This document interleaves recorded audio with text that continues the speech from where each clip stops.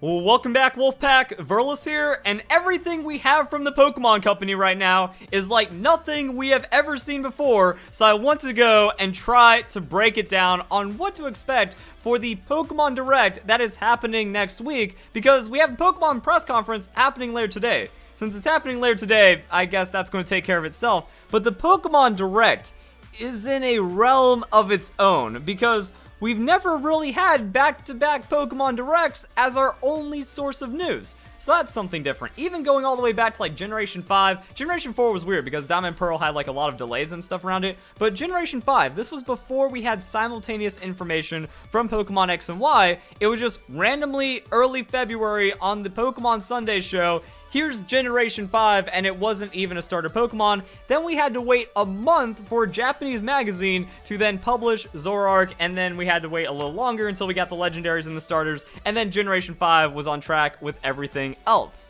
The crazy thing about this Pokemon Direct, though, is that it's 15 minutes long.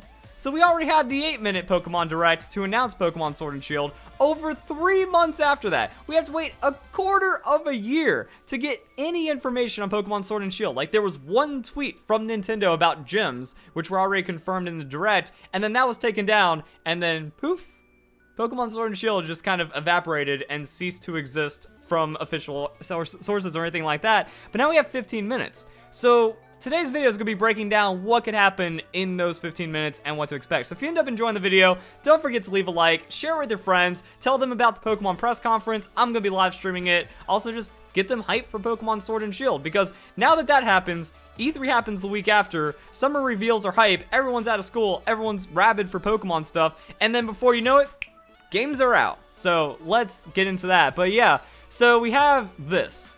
15 minutes of Pokemon Sword and Shield gameplay puts us in a very unusual place, because when we got the first Direct for Pokemon Sword and Shield, at that time we had more information about a newly revealed Pokemon game than anything else before. The Pokemon Sun and Moon Direct, that was like a Pick-a-Peck sprite and a cool trailer about all the other generations, but nothing really about the games. With Pokemon X and Y, we got to see the starters and the legendary Pokemon, but we didn't have a map. We didn't have as much gameplay as we did with the Pokemon Sword and Shield first trailer, so we were ahead of the game, but now we're behind.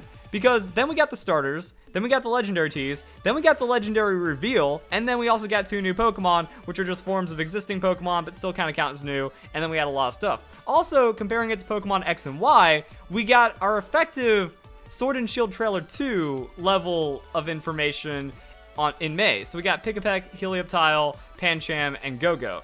All these Pokemon are just straight up revealed mid-May.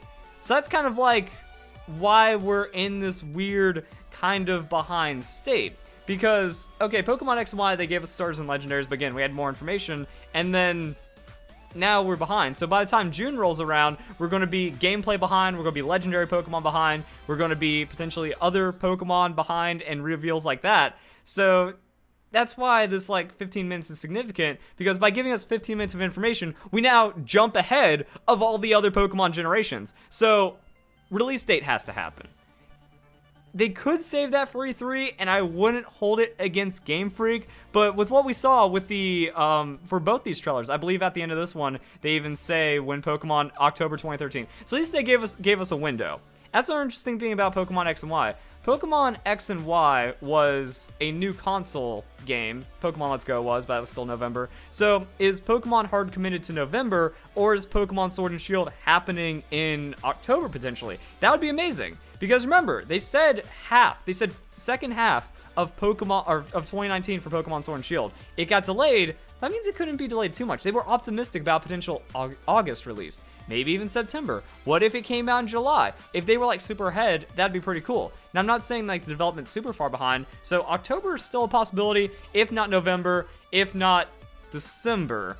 And December has a lot of implications, because December was when Smash happened and Smash was still a hit. So we could get early December release for Pokemon Sword and Shield. We also have to worry about Animal Crossing. We have to worry about when Town is coming out. Luigi's Mansion 3. There's a lot of games stacked for 2019, and Nintendo probably wants Pokemon Sword and Shield to be placed very strategically in those windows.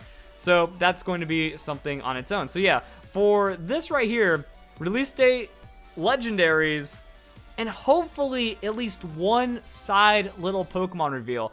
I am actually thinking there's a very small chance that we could just get a new Pokemon reveal, like the silhouette or the tease for the press conference. That'd actually be pretty cool. You know, just in case the information's kind of like half and half. People are hearing about the press conference, but not the direct. So then at the end of the press conference, they say, by the way, next week we're having our Pokemon Direct about the upcoming Pokemon Switch, or upcoming Nintendo Switch games, Pokemon Sword and Pokemon Shield. You know, all formal like that. And then they do the Junichi Masuda thing where it's like, here's a taste of what to expect. Or maybe here's a Pokemon you might see in the Galar region as well. So that'd be pretty dope. That could maybe just spice up something happening later today. But we'll see where that goes. And then, yeah, on top of that, we're just going to be all of a sudden bypassing all that, because if we get new Pokemon on top of legendaries on top of release date, then we're slightly ahead for June going into E3. But then E3 is going to be its own crazy kind of reveal, because let me find it. Oh my god, I have so many things to talk about in this video, because we got 40 minutes of Pokemon Let's Go Pikachu and Eevee gameplay, and they went straight into it. Look at this. We're at 230s, 240s. You know, they're just like, yeah, we got our Pikachu plush, we got our Eevee plush. We already did like 3 minutes on Let's Go to reveal it. So let's just get into a demo. Straight up live demo. Demo was also playable at the event. If there's a Pokemon Sword and Shield demo at the event, that's going to be absolutely insane. I don't know. I think it's going to be more like Pokemon Sun and Moon. But at the same time, what are they going to do? Are they going to have a set area? Is this going to be that large, open, marshy, plains-looking area in the center of Galar? Is that going to kind of be like the Viridian Forest? Or are they going to do it Pokemon Sun and Moon style and only play the first couple minutes of gameplay? You know, first 10 minutes until the story starts kicking up, just so you can get an idea of what's going on. Maybe see a few new Pokemon in Route 1. It's going to be crazy, but I really hope that they just give us a lot of gameplay, because this gave us so much. We got to figure out about the new system. Why is it that when Bulbasaur leveled up after this battle, it gained a +1 in a stat? How are IVs going to work? How are all these other things going to work? Pokeball Plus. Hopefully we get Pokeball Plus integration with what they're going for in Pokemon Sword and Shield. And then we also got the Pokemon Go Park, or whatever it was called, and then they just talked about it for a while. Like, there was a lot of information that was even coming through the commentary and not just the gameplay, so if you just digested all that, cool. And then there's like the third option, which I feel is like maybe 5% chance that the demo is available and Pokemon Switch is kind of open world enough to where they do like 4 people playing the demo for like 30 minutes each, and then they just make that the gameplay. That's what happened when the E3 before Breath of the Wild came out. I think that was 2016. E3, when they were just like, Breath of the Wild demos, non-stop, great plateau, everyone gets to learn and have their own adventure, everyone's an idiot that's just dying non-stop because they know about the games, but that was kind of it. So those are kind of the opportunities right there. But what about the Direct itself? Because 15 minutes is a lot. However, we can just kind of look at the recent Mario Maker 2 Direct, that this kind of gives us an idea of maybe what to expect, because the first part of it was, this is Mario Maker.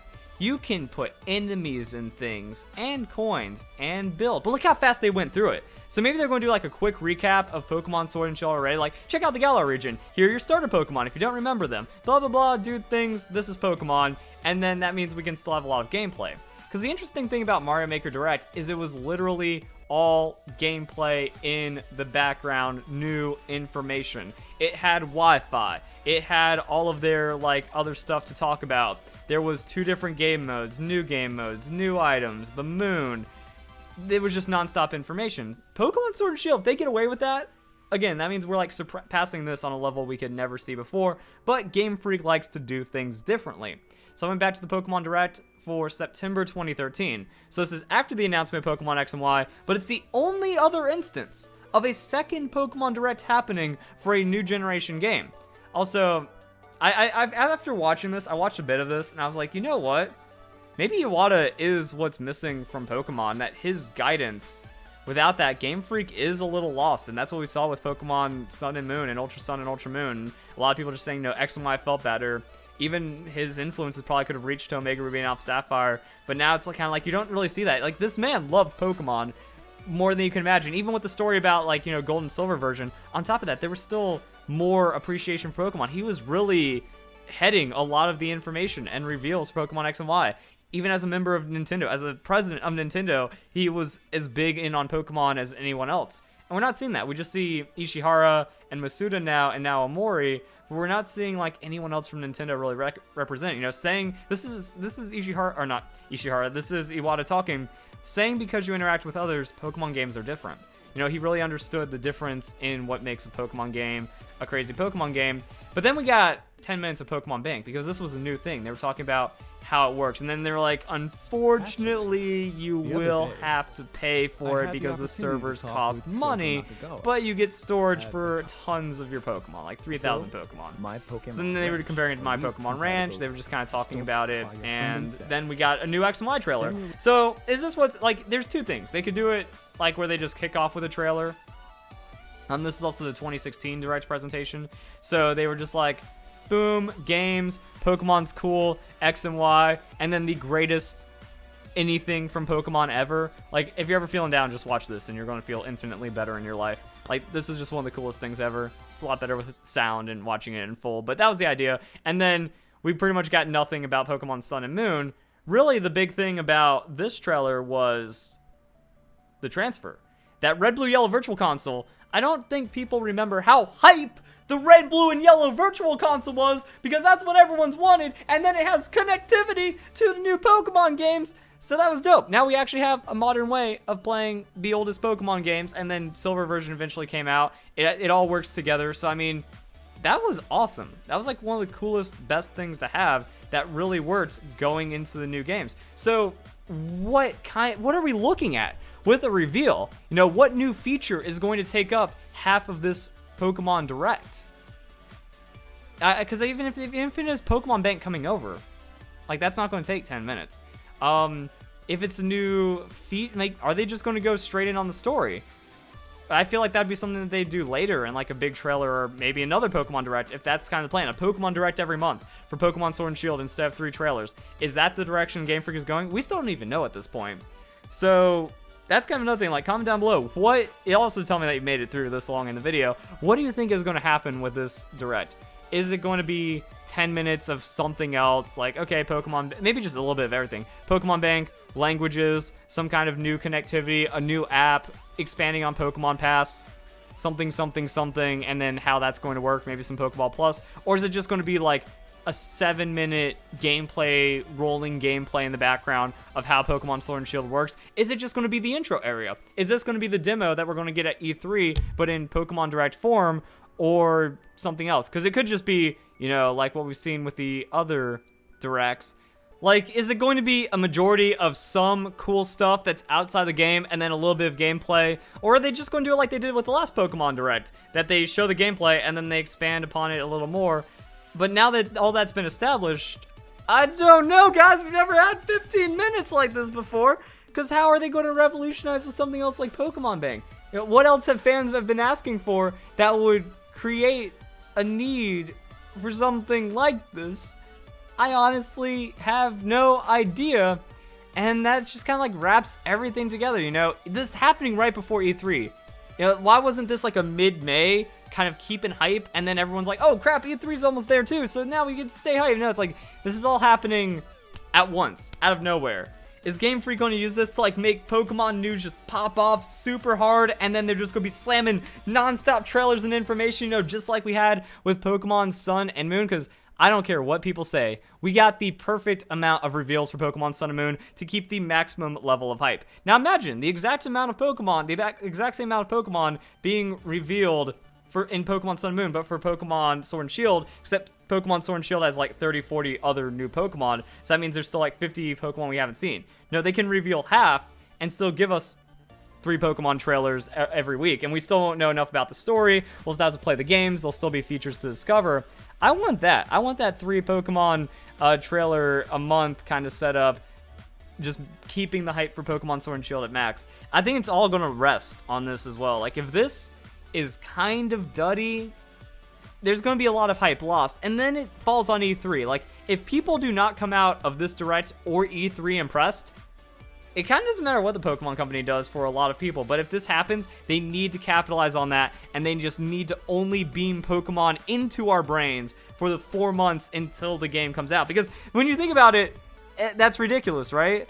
That from February to June, and then going June, July, August, September, if it's an October release, we're almost halfway there from the announcement of Pokemon Sword and Shield, and then it's only going to be information. Like, we survived the tough part. That's what I hope. I hope we survive the tough part, and that doesn't even count what we're going to be getting. Whoop, that's something else. What we're getting later today. Like, if we get Pokemon Quest Johto, I'm happy. I'll play Pokemon Quest Johto in between all the news reveals until Pokemon Sword and Shield comes out, and then there's some Mario Maker on the side, and I'll be satisfied. I'll have enough to do for just enough time, and then things will be great. So there we go, guys. What to expect? Hopefully rolling gameplay. Hopefully a little bit of an introduction, and then some kind of crazy new feature that we couldn't expect, tying it in with some standard Pokemon talk, you know, Crystal, older generations, that kind of connectivity, Wi-Fi, whatnot, and then the new feature, the 2 minutes of gameplay, legendary Pokemon into when it's going to be revealed, or when it's released, and then like 1 or 2 new Pokemon. Because I want to see a new Pokemon. I want to get a feel for what Galar's Pokemon are going to look like.